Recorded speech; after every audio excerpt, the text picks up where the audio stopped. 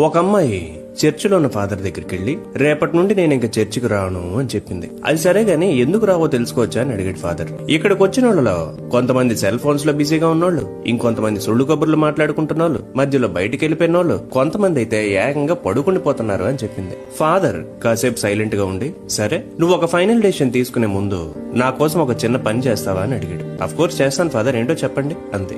ఒక గ్లాస్ నిండుగా నీళ్లు నింపి ఒక్క చుక్క కూడా కింద పడకుండా ఈ చర్చి చుట్టూ 3 సార్లు తిరుగు అన్నాడు. సరే అని గ్లాస్ నిండా నీళ్లు నింపి 3 సార్లు తిరిగి ఫాదర్ దగ్గరికి వచ్చి, చూసారా ఒక్క చుక్క కూడా పడలేదని గర్వంగా చెప్పింది. అప్పుడు ఫాదర్ ఇలా అడిగాడు, సరే ఇప్పుడు తిరిగిన ఈ టైంలో ఎంతమంది సెల్ ఫోన్స్ లో బిజీగా ఉన్నారో, ఎంతమంది సొల్లు కబుర్లు కొడుతున్నారో, ఎంతమంది బయటకు వెళ్ళిపోతున్నారో చెప్పు.